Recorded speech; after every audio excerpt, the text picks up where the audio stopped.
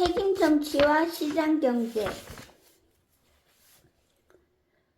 관중은 제나라의 생산 체제를 만들었다. 그 다음 행보는 무엇인가? 앞에서 관중이 착했다고 말했다. 관중이 인민들의 삶을 개선하는 것을 정치의 근본으로 삼았기 때문이다. 하지만 이번에는 관중이 매우 엄격했다고 말할 것이다. 사실 관중은 대단히 엄격했다. 관중은 관리들의 임무를 명확히 해주었다. 임무가 명확해지면 공과 과가 명백히 드러난다.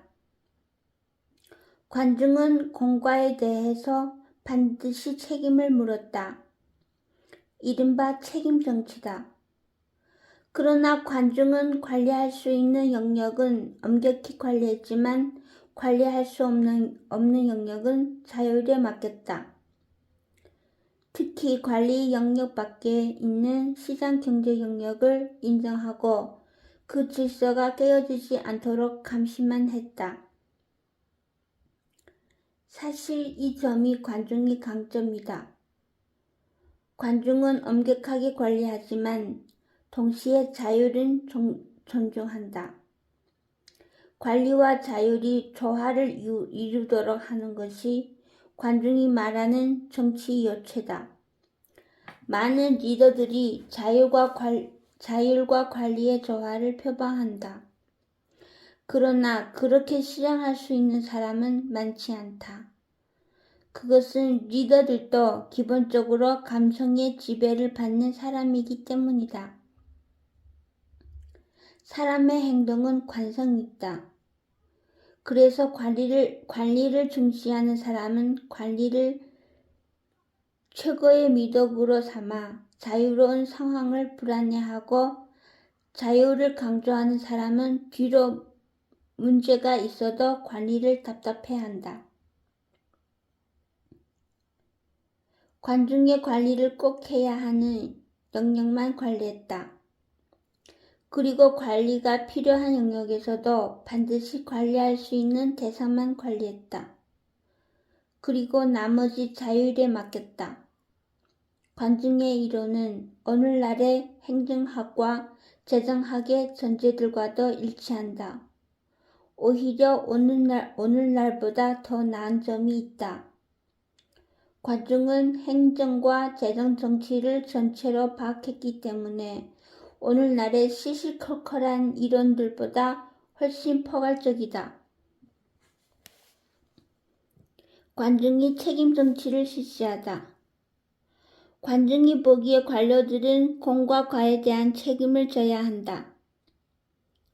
관중은 관료의 책임을 크게 두 가지로 보았다. 바로 사람 농사와 곡식 농사를 잘하는 것이다. 관중은 사람 농사, 곧 인재 양성을 관리 책임으로 보았다.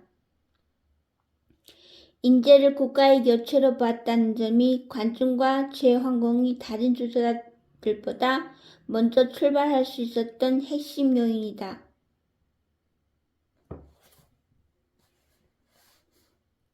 관중 자신 또한 야인이었다.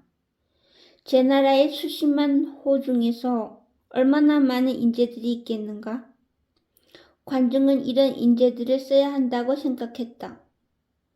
앞서 관중은 국도를 21개 향으로 나누었다. 정월 초하루 향대부들이 조해 나왔다. 황공은 그들에게 이렇게 요청한다. 황공의 말은 곧 관중의 말이다. 그대들의 향의 집에서는 학문에 힘쓰고 부모에게 효도하고 지혜로우면서도 본성이 착하여 마을에 소문이 난 이들이 있으면 보고하시오. 그런 이들이 있는데도 보고하지 않는다면 이는 밝은 사람을 버리는 것이니 오형으로 처리할 것이오. 앞에서 황공이 관중에게 천하의 대법을 물으니 관중은 백성들의 업을 성취시켜주라고 말했다. 그런 후에야 법을 쓸 수 있다는 것이다. 그들의 말은 원대하며 요체를 꿰고 있다. 그리고 이번에는 관리의 제1책임으로 인재 청구를 들고 있다. 이들 둘의 대화는 항상 큰 것에서 작은 것으로, 원대한 것에서 구체적인 것으로 옮겨간다. 그래서 실질적이지만 아름답다. 황공은 이들의 보고를 다 듣고 다음 사항으로 넘어간다. 그대들 향해 주먹이 날려고 팔다리의 힘이 남보다 뛰어난 사람들이 있으면 고하시오. 그런 사람이 있으되 보고하지 않으면 이는 굳센 현명한 일을 벌이는 것이니 이는 오행에 해당하오. 황공은 이번에도 청가한 사람들을 다 검토했다. 황공은 먼저 도덕적으로 뛰어난 사람을 청가한 다음에 용맹한 사람을 청가하라고 한다. 관중은 순서를 함부로 흔들지 않는다. 이것이 그의 방식이다. 경망스런 군주가 먼저 힘있는 사람을 청가하라고 말했다면 당장 관중에게 비판받을 것이다. 그리고 황공은 공이 있는 사람들에 대한 보고를 받았다. 관중은 능력이 있는 사람들을 찾아서 면접을 보고 등용했다. 또 공을 잃은 관리들도 면접한 후 승진시켰다. 관중이 정치를 맡고 오직 공과 실력에 의해 사람들을 등용한다는 평이 나자 모두 실력과 공을 다투었다.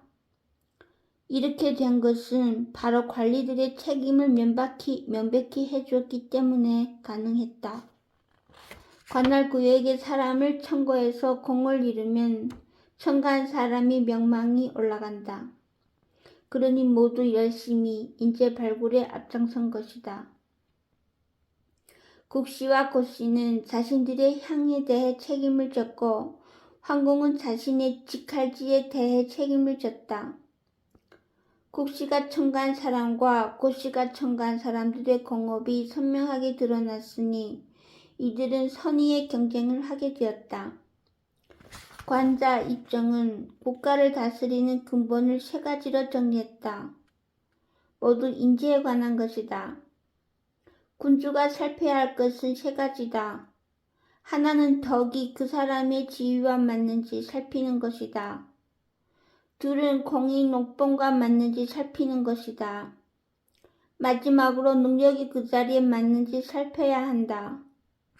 이 말은 다른 문헌에 나오는 말들과 완전히 일치하므로 관중 자신의 말이 분명해 보인다. 관중은 이렇게 말한다. 지위와 실력이 일치하는가? 지위에 비해 실력이 좋지 않으면 자리를 내놓아야 한다. 실력이 출중하나 지위가 낮으면 승진해야 한다. 이것이 관중의 원칙이다. 공개적으로 추천하게 하지 않으면 매관매직이 성행하고 또 가까운 사람들만 불러온다. 그래서 관중은 공이 없으면 친척도 쓰지 말아야 한다고 말한다. 관중의 원칙은 엄격하다. 관자, 사칭에서 관자는 어리석은 군주는 좋은 신하를 쓰지 않고 사악한 신하는 청해를 빙자하여 권력을 팔아먹는다고 말한다. 관중이 보기에 군주의 역할은 인재를 쓰는 것밖에 없다. 인재를 정확히 쓰려면 업적과 능력에 상관없이 특정인을 편애해서는 안 된다. 한 사람을 이유 없이 총애하면 100사람이 멀어진다는 것이 관중의 생각이다. 관중이 조회에서 사람을 명명백백하게 청구하게 했다는 것은 시사하는 점이 크다. 관중은 특이한 지혜도 많았지만 공개적인 것을 선호했다. 공개적인 자리에 향한 것은 공적인 약속이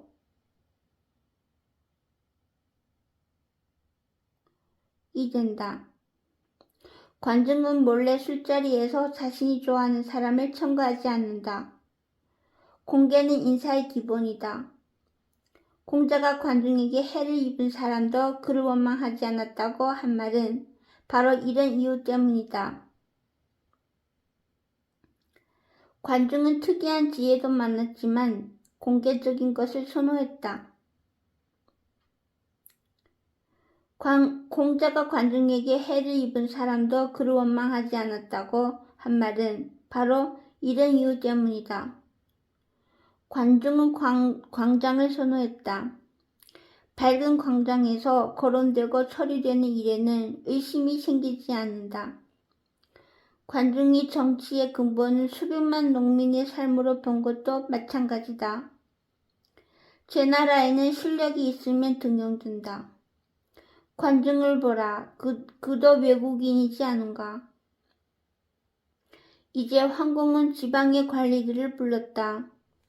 앞서 보았듯이 지방은 5부분으로 나뉘었다. 황공은 지방이 오속대부 중에서 업적이 낮은 사람을 뽑아서 견책한다. 견책당하는 입장에서는 식은땀이 흐른다. 토지를 등급별로 공평하게 나누고 또 인민들을 똑같이 나누었는데 어떻게 그대의 실정만 유독 빈약한가? 교화가 제대로 되지 못하면 다스림이 미치지 못하오. 한 번까지는 너그러이 봐주겠으나 3번째는 용서하지 않을 것이오. 토지를 정비하고 전국을 5개로 나누었는데 유독 한 곳이 성적이 낮다는 것은 행정의 실패라고 말한다. 관중이 이다한 것은 바로 이것이다. 견책을 하되 합당한 근거가 있어야 한다는 것이다. 토지와 인민이 다 똑같은데 유독 수학이 적다면 그대의 잘못이 아니요? 하고 묻는데 할 말이 있겠는가? 그런데 한두 번은 용납이 된다고 말한다. 왜냐하면 지방을 다스리는 대부의 역할이 교화이기 때문이다. 관중이 일반 백성들을 다스리는 방법은 교화다. 교화는 시간이 걸린다. 관중은 관리들을 문책하지만 백성들을 문책하진 않는다. 이것이 핵심이다. 황공은 다시 지방의 인재에 대해 똑같이 묻는다. 그대들의 관할지에 의력과 학문을 좋아하며 부모에게 효도하고 총명하면서도 어진 사람이 있다면 보고하시오. 있어도 보고하지 않으면 오형감이요. 그리고 영력이 남보다 뛰어난 사람이 있어? 있어도 보고하지 않으면 역시 오형감이요.